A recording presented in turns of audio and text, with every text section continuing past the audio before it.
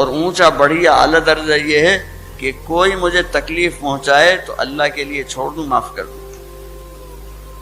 حدیث شریف کے اندر آتا ہے کہ تم پر زیادتی کی گئی ہو، ظلم ہوا ہو، اور تم اس زیادتی کا بدلہ لینے کی طاقت بھی رکھتے ہو، دم بھی رکھتے ہو، پھر تم بدلہ نہ لو، اللہ کے لیے چھوڑ دو، معاف کر دو، تو اللہ پاک تمہارے دل پہ ایمان کے چشمے جاری فرما دے۔ دوسری جگہ حدیث شریف میں آتا ہے، اللہ کے پیارے رسول صلی اللہ تعالی علیہ وآلہ وسلم نے فرمایا کہ تمہارا کسی پہ حق آتا ہو اور حق مانگنے سے جھگڑا کھڑا ہوتا ہو، کسی پہ حق آتا ہے، حق مانگنے سے جھگڑا کھڑا ہوتا ہے،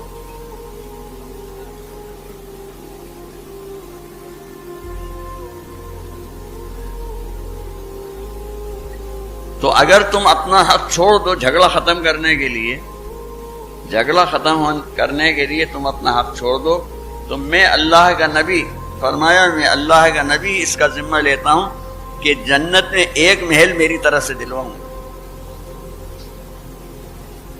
ایک محل میری طرف سے،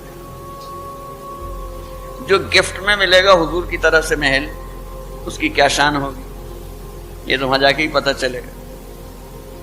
اور میاں جس کا ایک محل جنت کا ہو گیا اس کی جنت تو پکی ہو گئی۔ پھر اسی حدیث میں فرمایا کہ جو تم میں سے جھوٹ بولنا چھوڑ دے، کہ کسی کو ہنسانے کے لیے بھی جھوٹی بات نہیں کہے، تو میں اللہ کا نبی ذمہ لیتا ہوں کہ جنت کے بیچوں بیچ ایک محل دلواؤں۔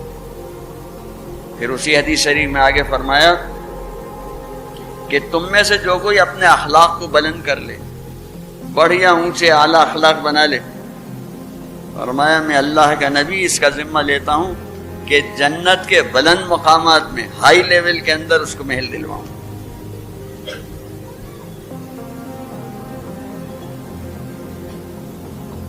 تو ہم اللہ کے بندے ہیں اور اللہ کے خلیفہ ہیں زمین۔ اور تیسری نسبت یہ ہے کہ نبیوں کے سردار، وجہ کائنات رسول اکرم صلی اللہ علیہ وسلم کہ ہم امتی ہیں، اور حضور آخری نبی ہیں، آپ کے بعد کوئی نیا نبی دنیا میں نہیں آئے گا، اب قیامت تک حضور کی شریعت، حضور کا لایا ہوا دین ہی چلے گا۔ اس لیے پچھلی کتابیں جو نازل ہوئیں ان کے اندر تو یار لوگوں نے انہی کتابوں کے ماننے والوں نے اس کے اندر کمی زیادتی اپنے قلم سے کرا ڈالی، مگر چونکہ یہ دین قیامت تک چلنے کا ہے تو اللہ تعالیٰ نے ہماری کتاب قرآن پاک جو ہے اس کی حفاظت کا ذمہ خود لے لیا ہے، اور فرمایا انا نحن نزلنا الذکر وانا لہ لحافظون، بے شک ہم ہی نے نازل کیا ہے یہ یاد دہانی، یہ کتاب، اور ہم ہی اس کی حفاظت کرنے والے ہیں۔ تو 1400 سال کے اندر اس کے اندر ایک حرف آگے پیچھے قرآن شریف کے اندر نہیں، اللہ نے ذمہ لیا۔ اب نبی تو کوئی نہیں آئے گا، لیکن نبیوں کا کام وہ حضور کی امت کو دے دیا گیا کہ اب یہ کریں گے نبیوں کا۔ تو حضور صلی اللہ علیہ وسلم کا امتی ہونے کی حیثیت سے ہماری ذمہ داری ہے دین کی محنت کرنا۔ کنتم خیر امت اخرجت للناس، تم بہترین امت ہو کہ تم نکالے گئے ہو لوگوں کی بھلائی کے لیے۔ کیا کرتے ہو؟ تأمرون بالمعروف وتنہون عن المنکر وتؤمنون باللہ، کہ تم بھلی باتوں کو پھیلاتے ہو، بھلی باتوں کو قائم کرنے کی کوشش کرتے ہو، اور بری باتوں سے روکتے ہو، ان کو مٹانے کی کوشش کرتے ہو، اور اللہ پہ ایمان رکھتے ہو، اللہ پہ بھروسہ رکھتے ہو، اللہ کا یقین کرتے ہو، کرنے والے تو اللہ ہے، تو اس کا بدلہ اللہ ہی دیں گے ہمیں۔ ہمیں لوگوں سے کوئی بدلہ نہیں چاہیے. تو یہ 3 کام ہیں جو ہماری ذمہ داری میں ہیں آخرت کی تیاری کے لیے. حضور پاک صلی اللہ علیہ وسلم سے پوچھا گیا کہ اے اللہ کے سچے رسول صلی اللہ علیہ وسلم، عملوں میں سب سے اونچا عمل کون سا ہے؟ فرمایا نماز. عبادتوں میں ٹاپ کی چیز بتائے. حضور اس کے علاوہ اور کون سا عمل بڑھیا میں بڑھیا ہے؟ فرمایا ماں باپ کے ساتھ اچھا سلوک کرنا. ماں باپ کے ساتھ اچھا سلوک. کہیں فرمایا جنت کا بہترین دروازہ تیرا باپ ہے، تو چاہے اس کی حفاظت کر لے چاہے ضائع کر لے. ابا کا کہنا مان. قرب قیامت کی جو بری چیزیں ہیں نا، قیامت کے قریب کی علامتیں، اس میں سے یہ کہ یہ بھی ہے کہ آدمی اپنے دوست کی مانے گا، اپنے ابا کی نہیں مانے گا. ایسے زمانے میں جب لوگ دوستوں کی سنتے ہوں اور ابا کی نہیں سنتے ہوں، ایسے زمانے میں جو کوئی ابا کی سنے گا اس کے لیے بہت بڑا اجر و ثواب. جیسے قیامت کی علامتوں میں سے ہے کہ لوگ جان پہچان والوں کو سلام کریں.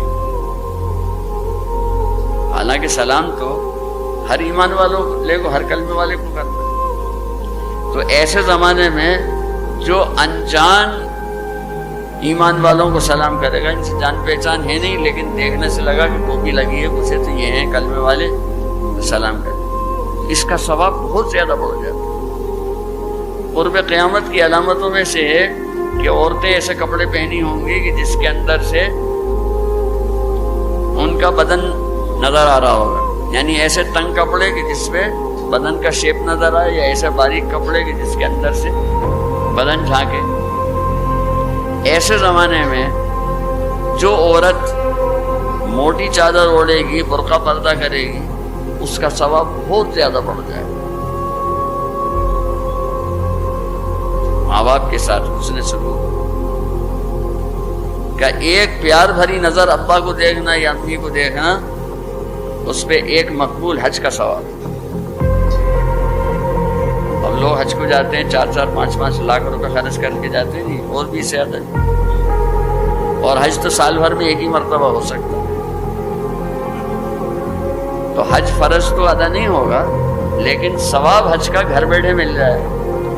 گھر میں گئے یا تخت پہ دیکھا امی بیٹھی ہے، پیار بھری نظر سے دیکھی میری اماں، ایک حج کا ثواب ہو گیا. ادھر سے ابا آ رہے ہیں، ابا کو پیار بھری نظر سے دیکھا، ایک حج کا ثواب ہو گیا. دن بھر میں 20 مرتبہ دیکھا تو 20 حج کا ثواب، 100 مرتبہ دیکھا تو 100 حج کا ثواب. ایک ہی دن کمائی ہے، کمائی.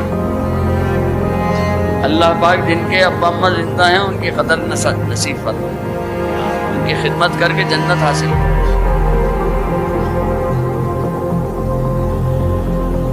اور اس کے مقابلے میں ایک بات اور بھی ہے کہ اگر ابا یا اماں کی طرف غصے کی نظر سے دیکھا، یار اماں نے جان کھا رکھی ہے، پریشان کر لیا، یار ابا کی سمجھ میں ہی نہیں آتا، کتنی بار سمجھا چکے مانتے ہی نہیں. ان کا ابا یا اماں کی طرف اگر غصے کی نظر سے دیکھا تو فرمایا فقد حبط عملہ، زندگی میں جتنی نیکی کے کام کرے تھے، جتنی نیکی کی تھی، ایک جھٹکے میں سب صاف، سب ختم.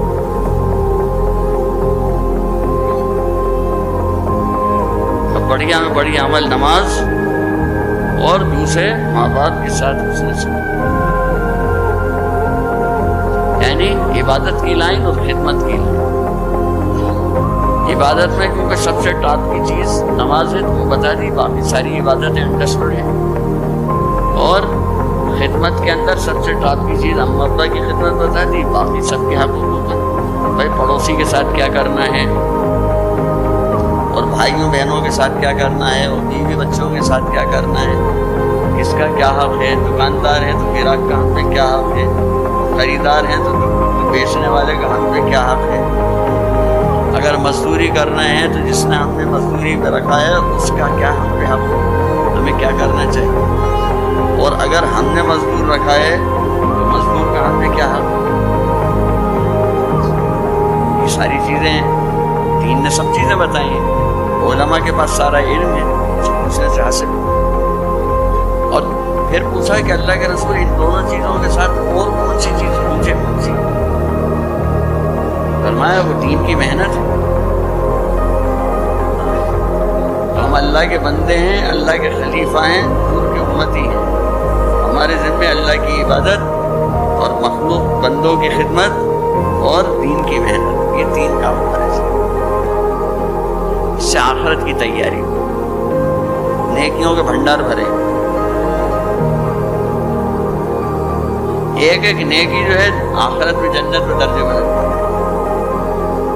نیکی چھوٹی موٹی چیز تھوڑی ہے، نیکی تو آخرت